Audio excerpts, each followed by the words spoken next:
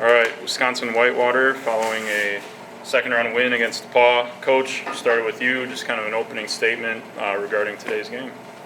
Just really pleased with our ability to control the line of scrimmage, run and pass, offense and defense. It really was, and not to take credit away or anything from AP and from Brian Wisniewski. But that's what gave the opportunity. The protection, those big holes in the beginning of the game, and to be able to establish that against the defense that has had a lot of success, that was very impressive. The other part that I think that's really stood out in that game is they're a team that has over 24 interceptions and a senior-laden group, and we didn't allow that. We didn't give the ball away. We didn't give the ball away, and we were able to take it away from them as well. Okay, thank you. I'll start with Mac on the far left here. Mac, the defense had a good day. Anytime there's a 0 on the board, it tends to be good. But what were some of the keys for you guys up front? Seems like you had pressure on the quarterback all day. Just go fast and in the pass rush scheme. Just have a predetermined move. We know before coming into the game they were an experienced unit. They worked well together. So we just had to play to our strengths, and that's just relentless effort and just having that predetermined move in your mind. Just going as fast as you can. It's hard to fail when you do that. Absolutely. And Alex, a lot of room to run out there, and you took full advantage of it. What was the game plan, and how did you guys execute that? We're just trying to keep it simple this week. The O-line, the perimeter, the receivers blocked very well, and give credit to them.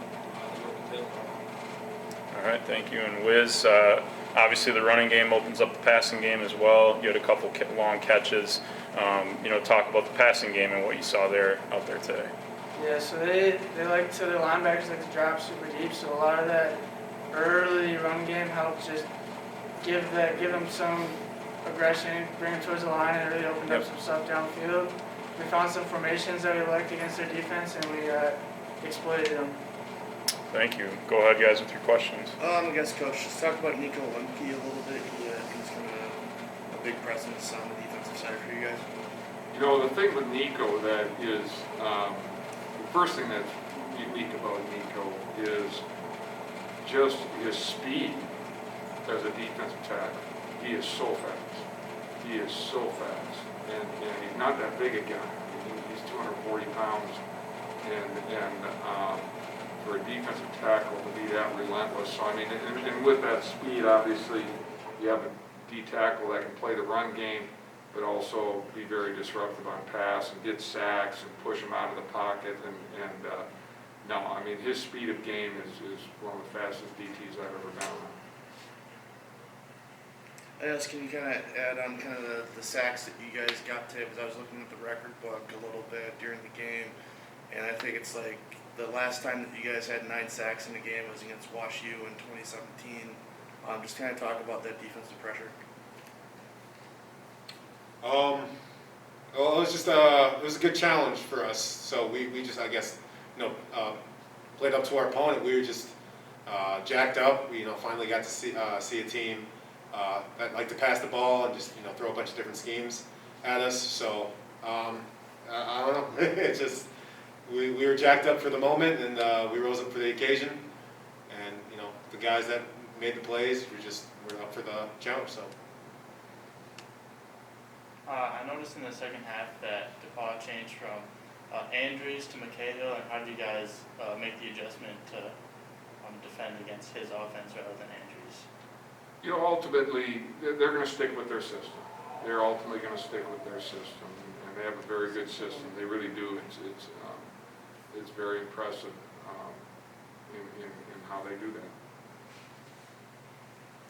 I guess for you, Alex, there's a boatload of guys in the UW-Whitewater record book with 4 touchdowns from a running back perspective with Beaver and Coppage, and you've done it twice. What does that mean to you? Yeah, it means a lot. To be in that category with those guys are legends in Whitewater, so it's always fun, and we all have biggest thing is just having a good time out there and just playing, kind of loose and playing as yourself is the biggest thing. how important is it for players like Lewandowski and Edmondson, especially younger players like Chris and Thomas, to get playing time later in games when you're winning by so much, especially at this level in the playoffs? You know, and that to me is, you know, we often talk here about, you know, our tradition, you know what I mean, the tradition of Warhawk football. And one of the traditions is development. Probably the base element of it is, foundation is development of the athlete, of the student athlete. And when you get, there's practice repetitions, which are vital. They really do. Practice is of the essence. What you see in practice, you see in game. But in game, there's still, those reps become like gold. And those opportunities to learn and be under the pressure of a game, it's invaluable learning lessons. That does nothing but prepare them. And it's something that we've done here for so long that, I mean, you know, having a lot of players play, if somebody should get injured, it's an easy transition in. Does that make sense? Yes. And that you don't have somebody going into the game that doesn't have game experience. And it's of the essence. It's one of the base traditions we have here that builds this program. I guess, do you have any thoughts on, obviously, this will be breaking news to you guys, Central just won at the gun over Wheaton, 30-28. Just thoughts on Central, obviously, they played Oshkosh in 2019 in the playoffs in a close game. Just kind of talk about them a little bit. I really know nothing other than they score a lot of points. They have a very good football program, and it'll be a fun game, and Daniel. And we're going to enjoy this evening, and tomorrow morning, it's all about Central. Kind of going along with my last question for Coach, for Alex, how does it feel after you build up such a big lead and being able to take a seat on the bench among players like Thomas and Edmondson after you have? It's been vital, honestly. As far as like staying healthy and being able. I mean, I don't know how many games it is, but I've set out a lot of fourth quarters and being able to watch, you know, my brothers go crazy on the field and do their thing as well. Especially like Tamir, he's a young dude. You know, he's a freshman on the field, so. Watching him go, watch Jalen break out big runs, it's really great to see. All right, thank you. Appreciate it. Thank you. Thank you. Thank you.